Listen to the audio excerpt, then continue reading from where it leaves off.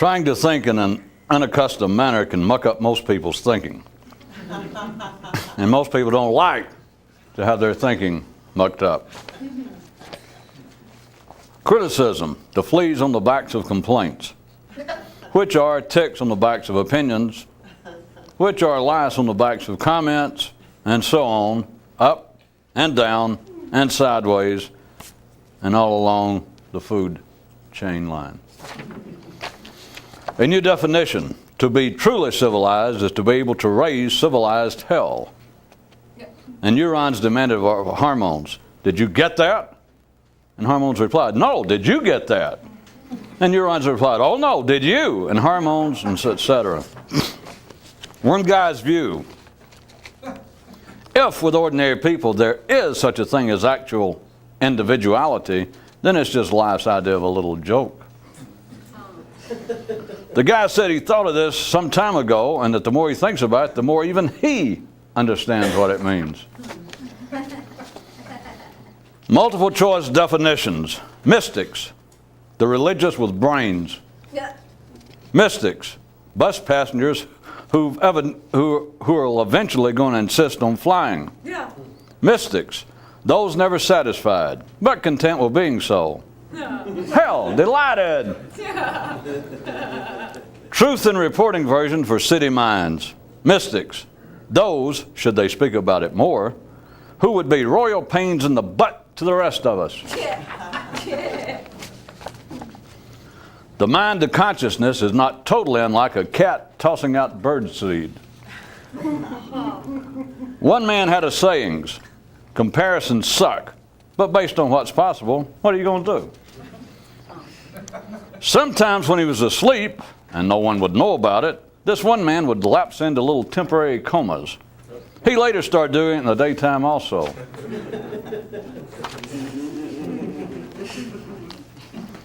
Two brothers graduated from school at the same time with degrees in sociology and psychology. And after experiencing quite limited success, the first brother changed the name of his practice to civil engineering. And after some thought, the second brother changed the name of his to the repair of small electrical appliances. Examples prove nothing. In man's civilized world, everything is proven by examples. One proof of a warrior's inner strength is that he has the power to desalinate his own mental seas. Oh yeah, and from our consumer hotline, this note: regardless of what you think you may have heard, routine thinking is more than 18 calories. There is nothing more important in life than hormones. Do not, however, seek verification for this from neurons. To some, the idea of the mystical liberation entails not only the explosive awakening of the mind, but also the death of the body. Don't you think this may be overdoing it a bit? Personal anecdotes are not history. The history of most men is in personal anecdotes. As a young snake attempted to swallow some lively new ideas, its mother cautioned, don't try and take in things that are too large in the middle, for they can get caught in your middle. And now for your edification, it's precisely stuff like this that keeps reptiles and other small creatures from ever reaching the lofty status of man, mentally speaking. The literary relationship between man's mind and emotions. A well-written page is a happy page, unless it concerns sad matters. Anyone who doesn't get this one may wait until an item comes around regarding the body and sloppy penmanship. On wet, slow days, there's always this approach available. Ordinary people are not stupid who profess to believe in gods and supernatural possibilities. The truly stupid are those who criticize those who do. The ever-present danger for the would-be mystic is that he becomes too serious. You can resist the mechanical because it is painful or because it is unprofitable. The collective are more inclined toward the first, an alert individual to the latter. What is the actual difference between the two approaches? Very little. It takes a lot to move the collective, but just a little for the individual. But it takes a lot of the little.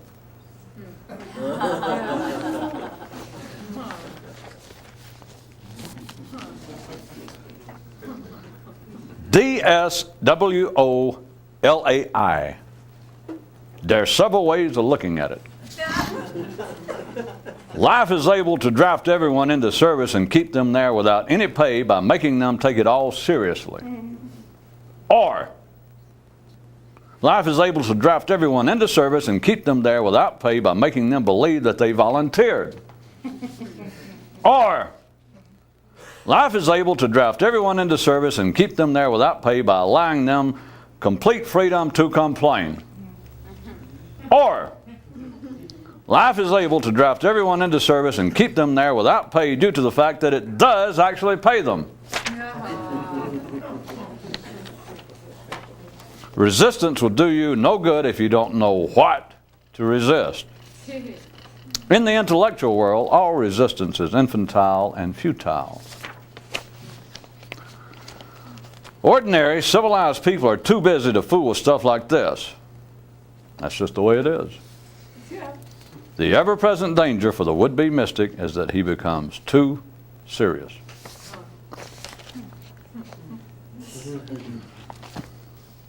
Those incurably addicted to bus stations are often those who most loudly denounce them. Say, Daddy, how do you explain that? Hell, son, how do you explain anything? All aboard, now loading the loaded at gate 9. After examining him, the patient told the doctor, look, if the worst thing that's ever going to happen to you is you're going to die, you might as well go ahead and get it over with now. All aboard. And now this public service announcement. Friends don't advise friends drunk. No.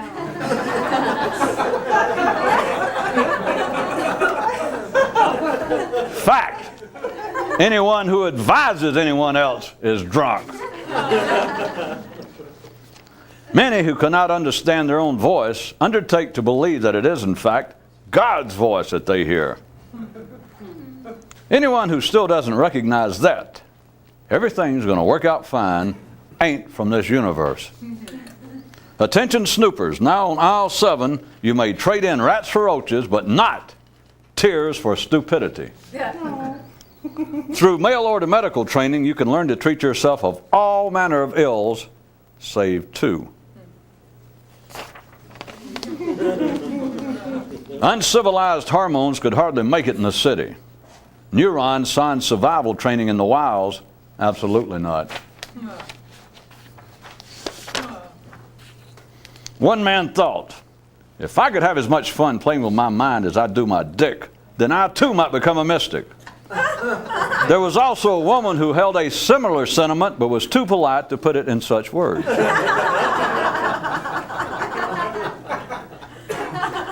The drum major announced, would all of the really dumb please move to the back of the parade? And pretty soon, just as was intended, the rear of the procession was also now its head, and all that need be done was all that need be said. And man, that civilized wonder of all marches, was off. A man with no talent may become king, but a king with no talent never becomes man. That's an awfully attractive dress you're wearing. That's no dress, that's me. And for your information, it's not nearly as awful as it could be. Where the taste of the collective prevails, fashion will pass for intelligence. I'm going to have to tell you, there's a word up here in quotation marks, and you've got to understand that it has a fashion connotation. A man with no talent may become king, but a king with no talent never becomes man. Sometimes it's like that parade. You put something at the top of it, and then you follow it up the bottom, and you think, well, the bottom should have been the top. And then you think, who are you to tell me that?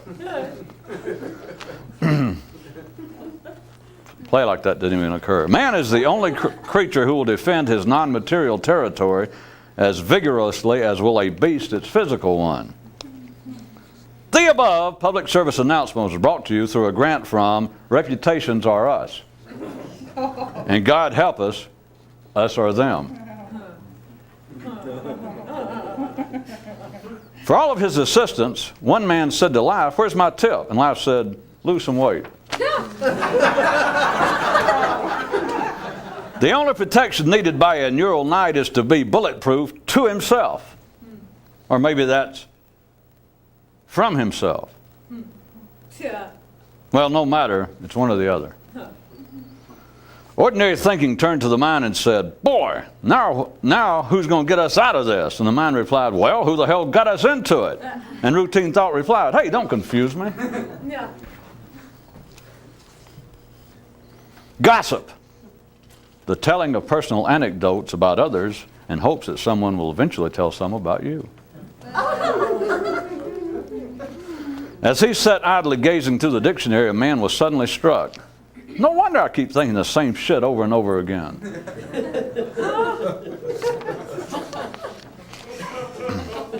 Another possible difference between the religious and the mystic is that the former would be greatly disturbed to discover humor at the basis of their area of interest, while a mystic would be delighted. Ha ha. A selection from A Child's Garden of Hair. It's sad to be dumb. It's dumb to be sad. Things could be worse, but hey, they could be bad. A certain fairy tale. In certain fairy tales, certain characters mistake what's on their head for what's in their head. But no harm done after all. They're just fairy tales. Hippos think pigs look stupid. I mean, being so fat and all, and yet so small. The captain asked the ship's artist, "Is it all simply a matter of perspective?" And he who must sketch replied, "Yes, except at such times as your own vessel is bearing on the reef."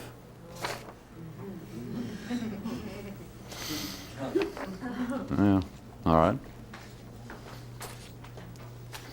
All of the people in the yellow coats want all the people in the red coats to come over and join their team. And all the people in the red coats experience some hesitation. The latest scores are the city 10, the Wiles 2, hormones 5, neurons a disputed 3.7. Be sure and tune in next week, when next week will be now, and now will be the week after that. The uncivilized make great bowling partners. Hell, the uncivilized make great bowling balls.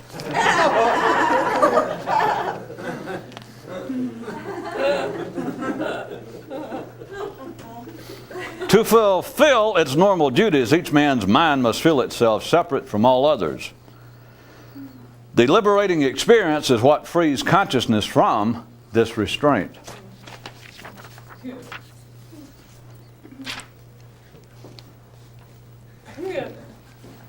To some extent, everybody knows what they're doing, but not to such an extent to be of any consequence. The primary attraction in telling anecdotes about yourself is in the certainty of the appearance of the word I.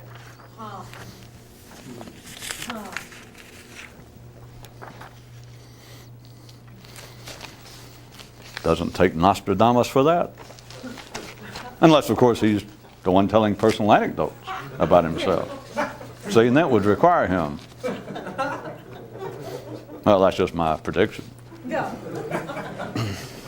No one can look better than their parents, but everyone can be stupider. Note, the above may or may not be possible and correct, but so what? Who cares and like that, right? Hey, would all of you dumb, ugly people in the back pay a little more attention to what we're doing up here? From a higher metaphysical view, human behavior is rat droppings. And human thought, the rat, and humans, the house it all takes place in. This was a test. And if you took and passed or failed it, this was a test. After he was born, Life told one guy, "Go ahead and pick out your own name. Pick out anyone you want. It doesn't matter, because I'm going to get you anyway." This was a test. Whenever he was confronted with metagnostic ideas, this one man would grab his mental crotch and say, anything that makes you horny can't be all bad. One man only needed glasses to read dumb, ordinary ideas. If you're ordinary, being serious helps keep you alive. If you're not, it helps kills you. Conversation regarding aquatic mental exercise. First guy says, to get going, you need a diving board. And the second guy says, yeah, but you also need a pool to swim in. The first guy replies, hey, what do you want from the mind anyway? Terminal definitions, that is, definitions of certain terms. Thinking about the mystical, something to do before you're a mystic. Imaginary freedom is itself a form of captivity. How everything can be more than just one thing. A man asked his dog, hey, are you about ready to eat? And the dog thought, spell?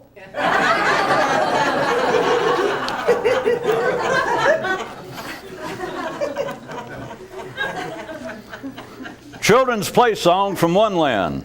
We have a motor in our head, a motor in our gut. One runs just right, the other should shut up. Why Homo sapiens are great, great actors. Anyone can cry when they're sad. See, I told you. You and your damn predictions. Next time I'll write them. After hearing him speak, one man told a mystic, you're nutty as a loon. And the weird one quickly corrected the man, I believe you mean bloody as a noon. And the man replied, yeah, that's what I meant.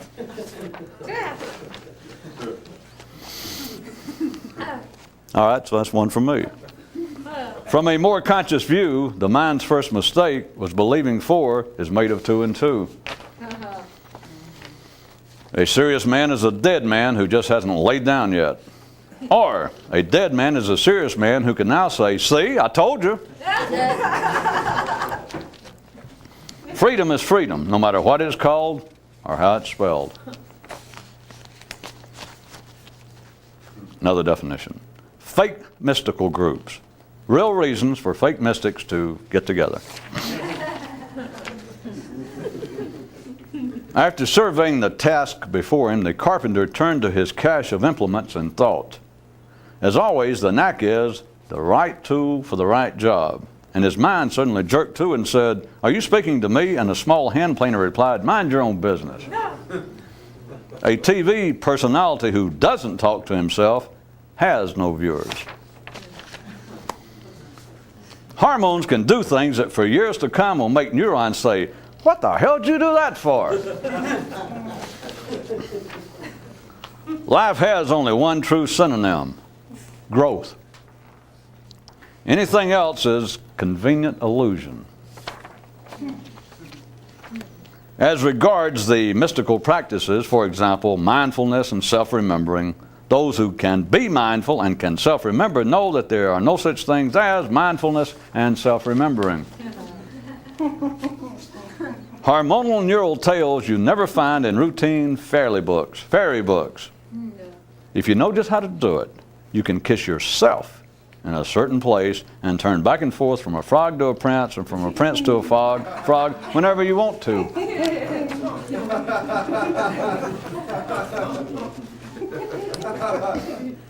Death, the supreme attempt at self-improvement.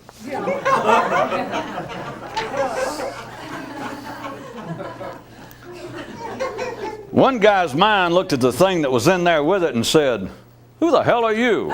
And it replied, what are you doing here? And his mind said, I'm the mind. And the thing replied, no, you're not, I am. And the mind said, really? Are you sure? And it nodded, yes. Each morning when he would roll out of bed, one man would jump up and down several times on the exact spot where his feet first touched the floor and exclaim, this is it, here and now. Here, right here is the mystical. One day, one guy's mind looked at the thing that was in there with it and said, who the hell are you? And the thing replied, I'm the mind. And the man's mind said, no, you're not, I am. The thing replied, wrong, I am. And the mind said, are you sure? And it nodded in the affirmative.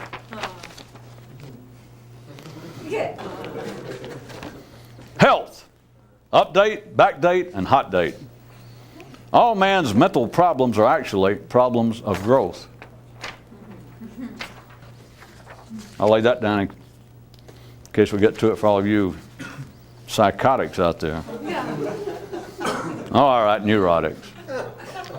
After knocking on his door and then answering it, a man introduced himself, then announced, "Not only do I have a combination offer to present to myself, but I am a combination offer. A money-saving tip to save you from attending seances. We all talk to our ancestors." There was once a neural warrior who called himself the dichotomy butcher. Full name, the ceaseless slayer of bifurcation. Captivity, a poem. My mind is a bus station and my thoughts the only bus running. Shit. The end. Everyone has two sets of eyes. Most don't know this. A few know even more than this.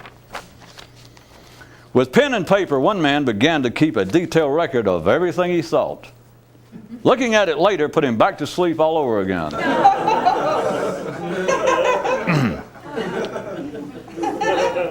To defend its normal operations, the mind can say, it could always be worse, but you'll never know if this is true or not as long as you are hemmed in by what the mind normally thinks and says.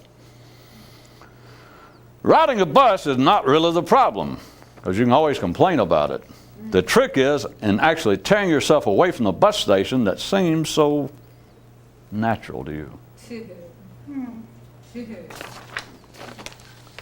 An authentic knight must eventually become a king. A true individual must eventually leave the herd.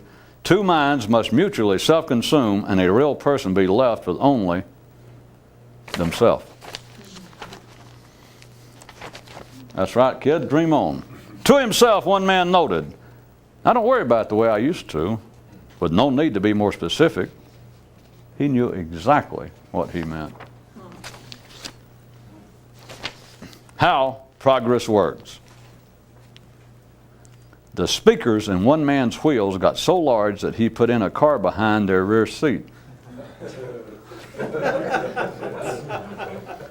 Many people don't care much for progress, since it doesn't always come labeled as such. Progress, a poem. Progress is as progress does, and if you don't watch it, progress will run over your dick. Many people don't care all that much for progress. A lot progress cares.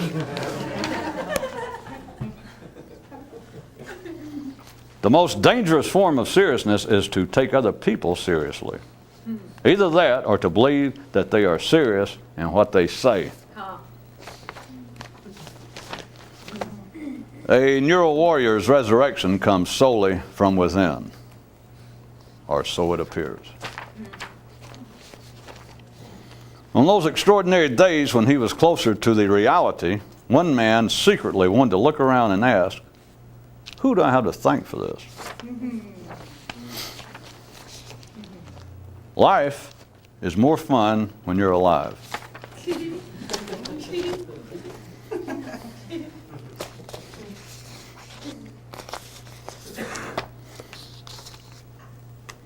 For you psychotics in off the street, in case we don't get to it, take a pill or something.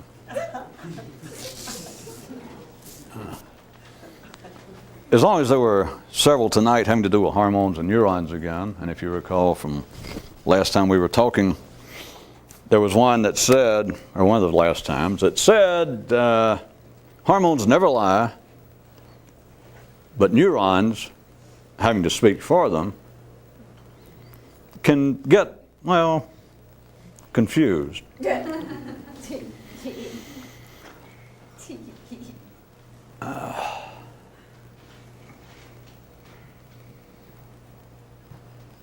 Regarding the fact that hormones are not able to speak, then they are unable obviously, to speak the truth, to tell what they are and what they're up to.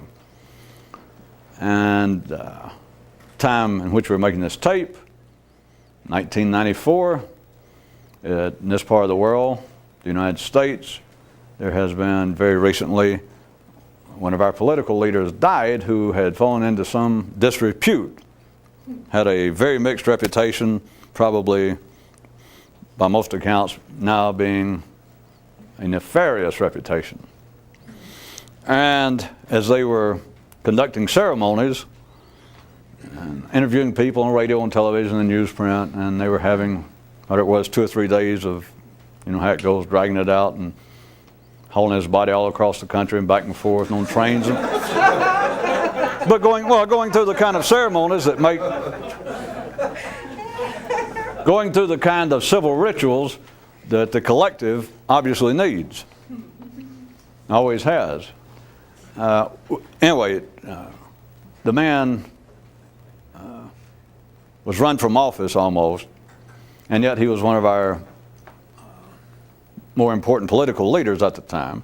The point I was trying to get you to see, that I'm about to get to, is now they have been interviewing all the sorts of people that was around him when he was in power, you know, from speechwriters to people he appointed, and so based upon the fact that his reputation is severely tarnished, we have, and including religious leaders have been interviewed that were close to him at one time. They even showed up. I mean, now he's dead, I'm sure at the actual burial, whenever the service, the people actually showed up. But at any rate, they have been interviewing constantly. And you have what amounts to a kind of civilized, literate, because most of them had probably better than a high school education that were there working with him. It's become a kind of a literate form of, it's not actually mea culpa. Here it is, they have to introduce a man and say, here was his spiritual advisor, here was the minister of his church, or here was his Secretary of State for 5 years, here was his foreign policy advisor. And so they'd have the people, and there they stand, and they have to give all sorts of things about, well, now, I understand that the man now is looked upon morally and spiritually as being almost bankrupt. But now let me tell you, I was never that close to him personally, so it's hard for me. No, you're gonna miss. Don't laugh yet.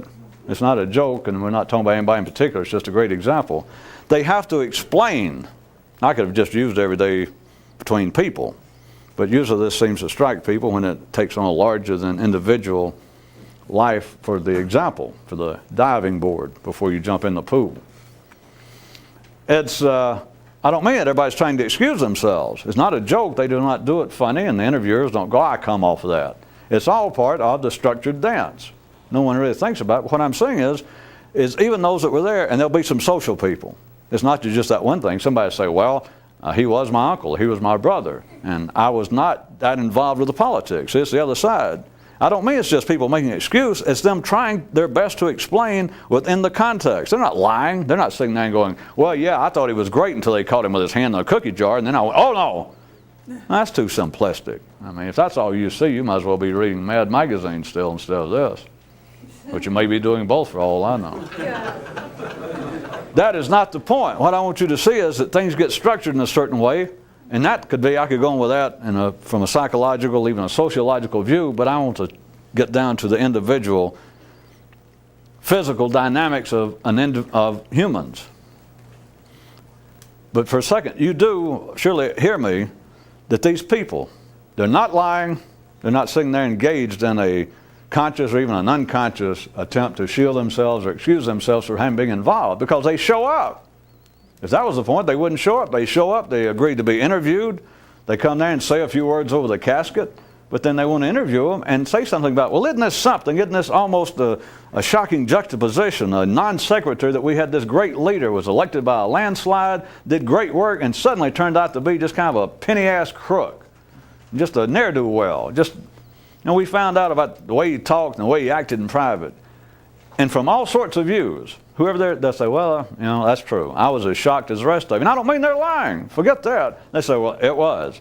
But my day-to-day routine working with him there, that side never came out. I mean, I know what you're saying, and I hear the reports, and I've heard tape recordings of him cursing and doing, It's just surprising. But then somebody can take the other view and say, well, I knew him socially. I helped in some of his original campaigns or this and that, and he's married my sister's cousin. And so the things he did in politics, I'm not disputing it. Everything I read, if he did it, shame on him. But I was kind of connected to him, etc. What is lacking in all of that? But not just because it's political. Now jump past that because you do it. Ordinary people do it with each other. I just thought the example might get your attention better. You know what none of them can say? And I don't mean personally because it's some quirk on their part. An ordinary cow, civilized person, playing part of the collective dance, playing in the scheme of things. What they cannot say is the question, where the interviewer, they're not that crude probably, to say, how in the hell could you have been, worked for him all those years? Actually, he turned out to be what he was. That's what it amounts to.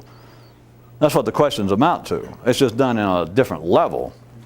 It's done in a bit more civil manner. Because they're putting it on the basis like, isn't it strange? Isn't it? It's hard to understand how a man could have done so much and been our leader and then such and such happened. And then you look at them like, well, you were there, how do you explain it? Or how do you explain being a part of it? Because you weren't called. Your reputation seems all right. They can say everything but one thing. Because what they're saying is, how could you have been involved with him? How could you have been friends? Of course, they can say that they weren't friends. They can say, well, I worked with him, but we didn't socialize. But still, you do know that it did qualify as some friendship for somebody to work. You cannot stay on any kind of job. You could be working in a warehouse somewhere, and in a sense, you've got to be friends, agreeable with whoever you're actually working for, to stay there. It'd drive you nuts. You can't stand it. You just won't do it. What is the one thing they cannot say? Because to the response to the question is, when the man turned out to be like that, when now he looks like such, a rat's ass dressed up in political office, what a cheapskate, what a crook, what a ne'er-do-well. How could you have been part of it? How could you have been there and served him and worked with him and wrote the preface to his book, stood in as a godfather for his daughters and that? What's the one thing that people can't say? Now we're going to talk about hormones. You know what the one thing is that they can't say? Is I don't know. If hormones could speak. Of course they could say more, maybe I'll get into it. But I want you to try and grasp that. That would be the thing. If they could only say one sentence in their life, and it came about through this kind of interview, what is it they would say? Because hormones can't lie. And if they could speak suddenly without having to be filtered through and translated by the mind, and they'd say, how could you do this? The answer is, I don't know. And it would be without any passion, that is intellectual passion. It wouldn't be any excuse. It would be a statement of fact, I don't know. The same thing constantly goes on between friends, and it goes on, of course, in sexual relationships between folksies. Which is usually the stickier example to start off with or even to get into. But how about just friends? Just two guys. And two people be talking about a third guy. Man A and B are talking about man C. And man A knows that man B and C are good friends, and they're just sitting there talking, and for some reason the subject gets around to talking about this other guy, and man A says, I had some business dealings with him. Or did you know he was married to my sister at one time? Did you know he used to beat her up? He put her in the hospital. Did you know the man's a drunk? Yeah. Do you know that guy cheated me out of money? He tried to, yeah. And finally, man A says, I've always liked you, he says to man B. I've always respected you. But I'm going to tell you the truth. That one thing that's bothered me for years, that you and him seem to be such friends. How in the hell can you do that? I mean, man, if your intelligence and your integrity, I would trust you with my life, and yet he's one of your best friends. Yeah, you're right. How in the hell can you do that? About the closest somebody can do. Men will say this. Neurons can get around to this. They don't like it, and it gets very close to resentment. That is, a man B, if he has to come to it, but he may. It's of no great importance, but he can get to the part, his neurons to the part of saying, well, I know what you're saying, but you don't know him like I do. That's about it. That's about as close as it comes.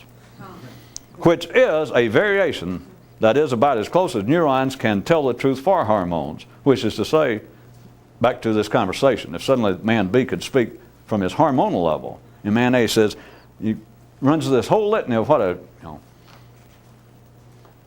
a despicable person, man C is, and man A says, how in the world can you be friends with him? The truth would be back to, if hormones could speak for a second, they go, I don't know. No excuse, no defense, no nothing. A plain, very plain statement of fact. I don't know.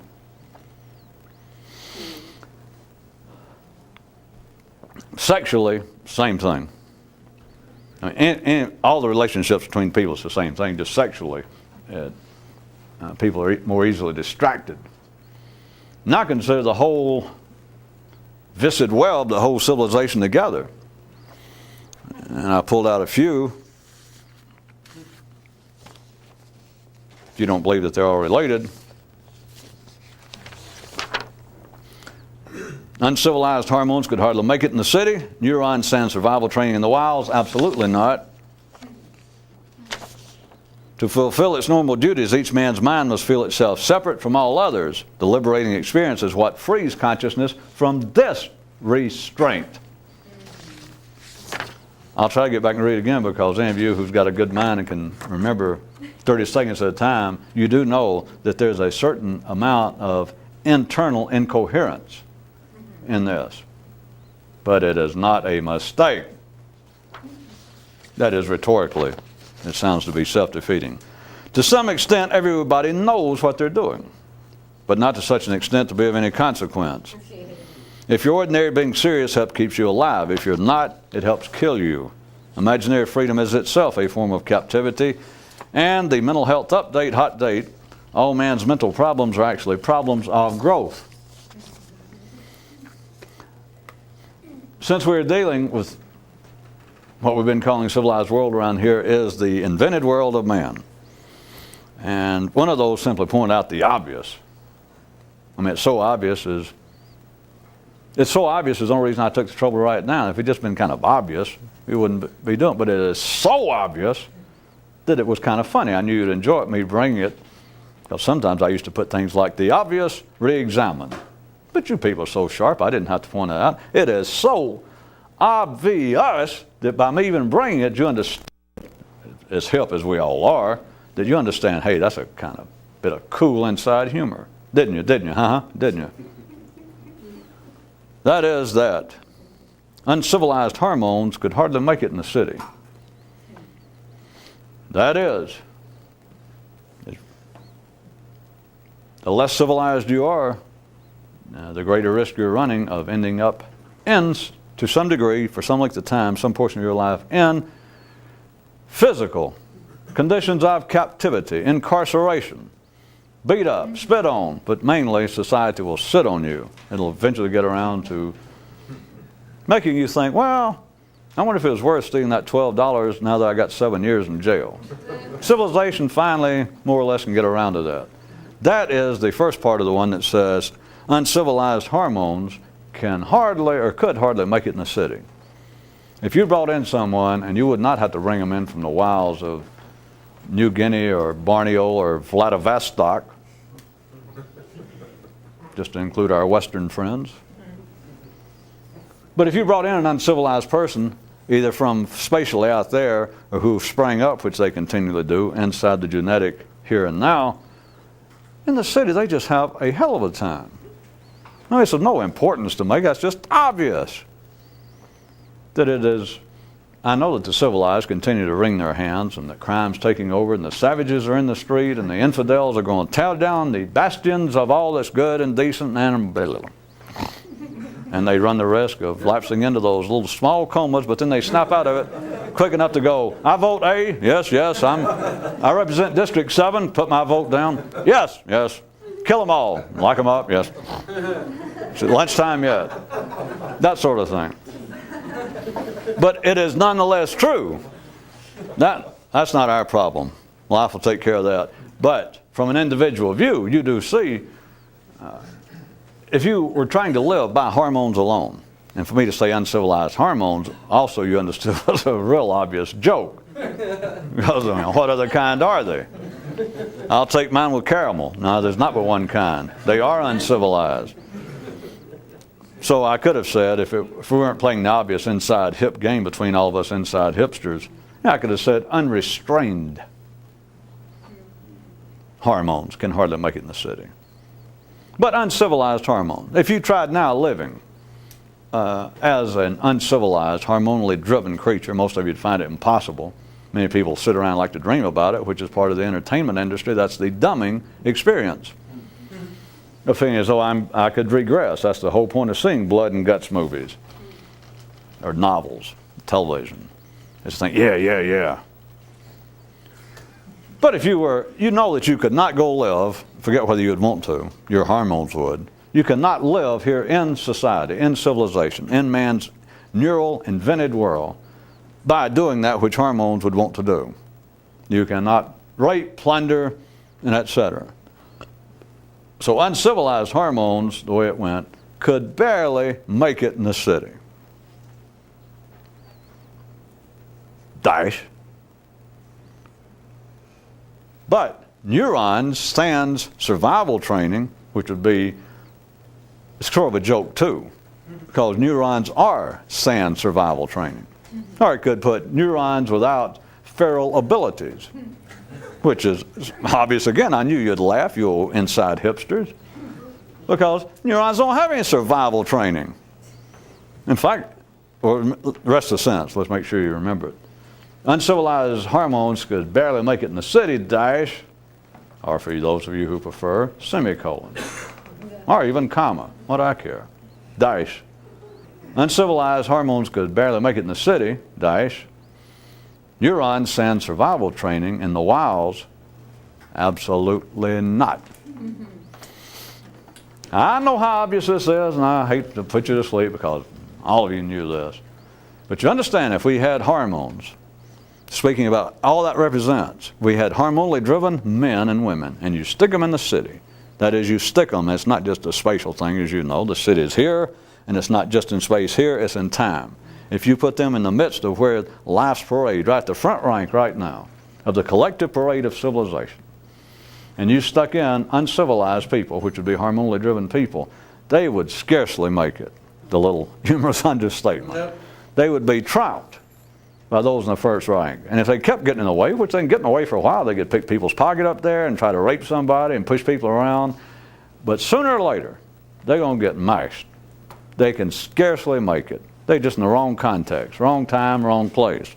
But if you took those truly civilized, which there is no such thing, there is no such creature, there's no such line as to say man, one part of him is mental and one part is physical, or that one part of him is Republican and the other part has a Visa card.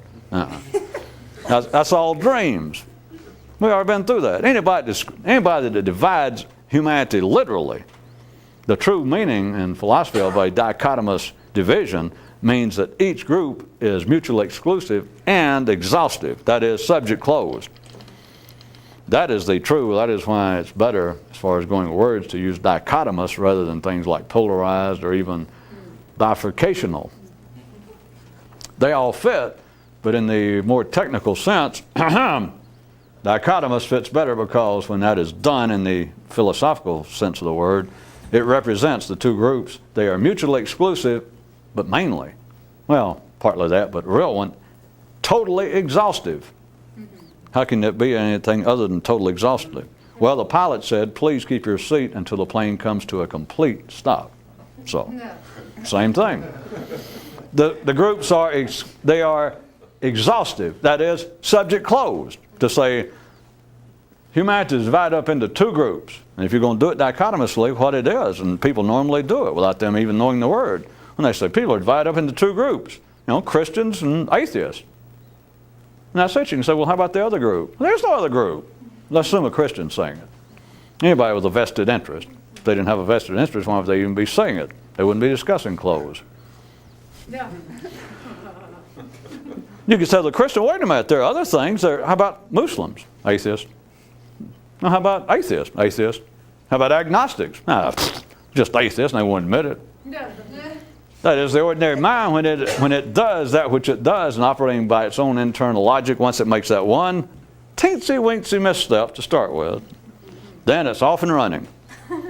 Then after that, it's all just variations of the misstep. And so, but when the mind does that, the two groups are always exhaustive. The mind leaves no alternative. Anytime it says, well, I'll tell you what, you can count on this. There are two kinds of people in the world. And whatever comes after that, they mean it exhaustively. They're not going to say, well, there are two kinds of people in the world. And you listen to it and say, huh. And then it goes, well, wait a minute. I think there's also a smaller group that probably doesn't apply. A man's mind won't even fool with that. All right. So back to where we were. There is no such thing as could not be, as a hormonal man. That would be the dream of these kind of things, of these feral wolf kids that they find living on the outskirts of Paris that were raised by wolves. Either that or Italian or German tourists. They can't figure out where. But they're just wild little nippers and they can't speak English. And I mean, they just completely uncivil. You try to bring them into Paris, you try to bring them out of the wilds and bring them in, and they will sit right there, no matter what you do, and they'll order the wrong wine with meals every time. There's no hope for them.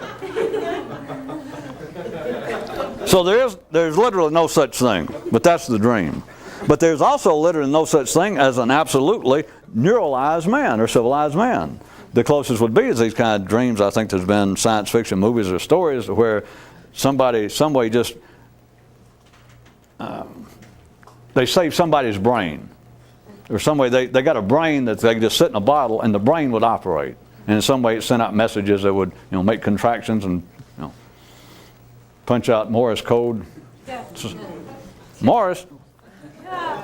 But even that doesn't apply because it could not be, it would be a brain. It would be a mind with no connection to a body. That would be the only thing that would be truly a neuralized, civilized person. If there was such thing as an absolutely, if we said they're civilized people, that is hormonal people, and uncivilized hormonal and civilized neural, we'd be talking, which is a fallacy, a spurious notion that those two groups are exhaustive, that's it. But of course, to the internal logic and reason of the ordinary mind, once you make that first step, for me to say, well, it's spurious, it's not. Because anybody can stand up here or confront that. Everybody from a philosopher to a street corner philosopher and say, wait a minute. People are either civilized or uncivilized. And that is exhaustive. That covers it. If we're talking about civilized behavior, civilized people, okay, then we only got two possibilities. Then everybody, if we're talking about civilized, we're not talking about how tall people are, how educated, okay, we're talking about how civilized. We're not talking about anything but civilized, okay. And you say, all right, people are either civilized or not. That exhausts any category. See, they got you. Because they ain't got me. They got themselves. Because you can't go anywhere after that. Well, you go into the next logical step. The next step that is logical based upon your own internal, original, teensy misstep. So you carry on. But you're all right. You make sense. There is no such thing as a totally civilized person or totally uncivilized. But there's a intended individual used to this. To pretend that there is, back to my item, an uncivilized hormones could barely make it in the city. They could not make it in the city if there was such a thing. And then to say neurons stand survival training in the wilds, positively not. That is, there is no such thing, but if there was a truly civilized man, he would have to be civilized, he would have been born nothing but a mind. And that's all he's ever been. And by now let's assume, if there was such a creature, he would be the smartest person. That'd have to be without a doubt. He'd be the first person born on this planet, no body, nothing but a mind. He started out as a mind. And so, he's already ahead of the game. He's ahead of everybody else because everybody else had to go through the physical thing, and they're still having to deal with it, of having an upset stomach. And when they do, they can't give a lecture good if they're a lecturer. They're getting a migraine just before they were about to get their Nobel Prize, and they insult, the king of Sweden. And he says, well, screw him, give it to somebody else, that kind of thing. You're always having to put up with the body. So if a guy was born just a mind to start with, you understand he's so far ahead of the game. The day he was born, he was already the most intelligent person on earth. Other than the fact he didn't have a person to go with it. Yeah. But you follow. You follow. So that would be the second part of my item. That would be neurons, sand survival training, which was the joke because they couldn't have survival training. They got no instinct for bio-survival. And so to say that if there were such a thing as a truly civilized man, then he would have, comparably speaking, the same trouble out in the wilds as a wild man would have in the city. Again, the obviousness, I hate to be insulting to you, but there might be some children or some used car salesmen or bankers watching that need a little help. I'm Barney.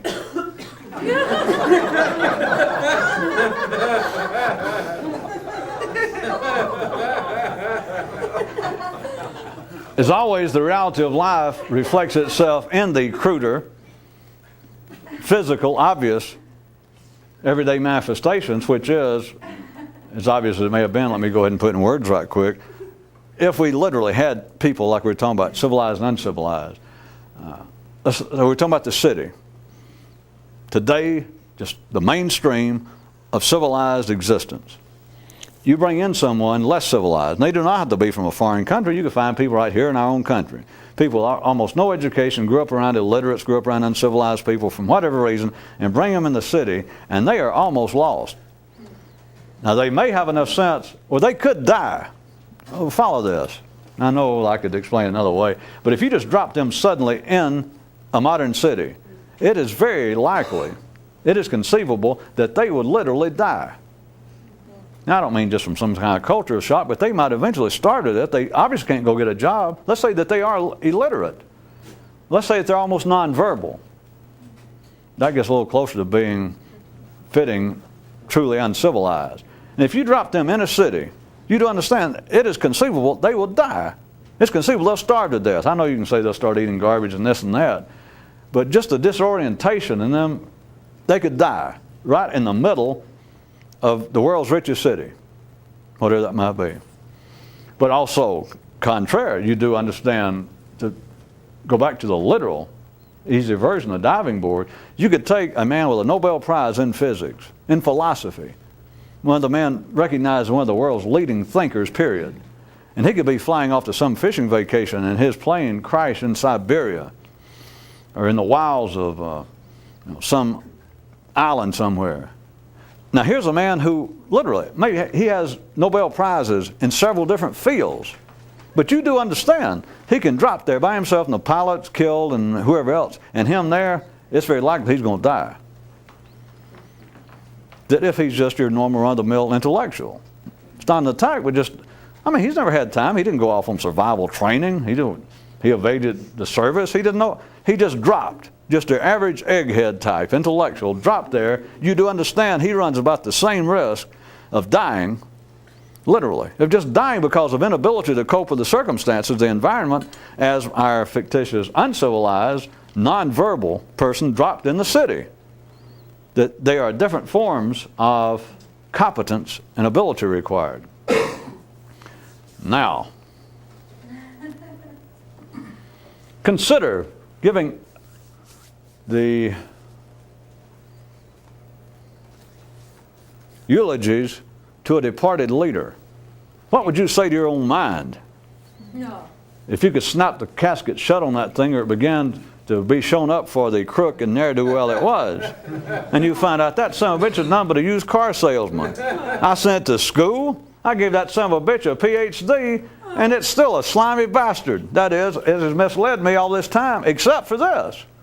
You're in the same position as the man we started talking about that actually happened, of people that worked with him, and now they're not trying to weasel out of it. They're trying their best to be truthful and say, when they're asked, how could you been with him all this time? And they don't know. And so they have to say, well, there are parts of them that evidently I didn't know. Does this sound like that we're giving the final words to our mind? And it doesn't matter what mind it is. And it doesn't matter which president we're burying. Because once you start off on that dichotomous route that the mind has to do, that the first thing it does, remember I gave you several possible examples or descriptions, as soon as the mind got started up and they cranked, and you got it going, and your mind got going, what was the first thing it did? It went, hey, there's two of me. Yeah. And it was off and running. Or tonight I did several that I notice this gets less and less humor because we're getting more, I believe, just my opinion, psychotics coming in here off the street. But there was one, there was actually two that were separated by one to give you a chance to catch your breath. That said, one man's mind one day turned to the thing that was in there with it and said, who the hell are you? And it said, you remember all that? There were two versions. For those of you who didn't like the first one, you could also not like the second one. That was the first thing that man's mind had to do. that was suddenly cranked up and went, wow, I'm a mind. And I went, who are you? And they said, who are you? And it was gone. After that, it was preordained that it become a crook. And it was also preordained, of course, it says, hey, I am not a crook. I am your leader. That's you. Hey, I'm the king. I don't have to go out there and steal. I don't have to go out there and try to diddle with your wife or steal your pig. I'm the president. I'm the king. I'm you. I'm your mind. Would I lie to you? And you think, well, no, not if you're halfway sane. That'd be proof you're psychotic. That you're out of the mainstream. If somebody said, do you think you ever lie to yourself? You go, yeah, I do. They go, waiter, could you move us to another table? And that's prima facie proof that you are extremely weird. And so your president's not going to lie to you. Your leader, your own mind's not going to lie to you. Those people saying the final words. And I told you not to laugh so soon. It's not they're trying to weasel out. They're not trying to distance themselves. They showed up. They're stuck there with it. That's part of their life now. The collective's always stuck together. I mean, they can leave, the man can be dead, but 20 years from now, there'll be people, if they're still around, that was his contemporary, and their one claim to fame, what holds them in the collective is, oh, you used to be so-and-so's assistant undersecretary of state at the Third Reich, that old crook, the one that we all remember. They don't remember him, but they remember you were connected to him. That's the same way that a man seems connected to his mind, and his mind, if you were asked about it, you'd think, wait a minute, my mind wouldn't lie to me. My mind can't be a crook. And you find out it is. It had no choice because it started out a crook. It started out with a faulty information. It started out, if you want to look at it that way, with a faulty sense of morals, which I hate to say that. It started out down a road of equations, and it started off with the wrong number, with some incorrect information. And after that, there is no salvation. There is no remedial action. You cannot reform a crook. Only idiots believe that. Only the ordinary believe, well, put him away or give him counseling, and just because he killed 3 people, we'll straighten him out.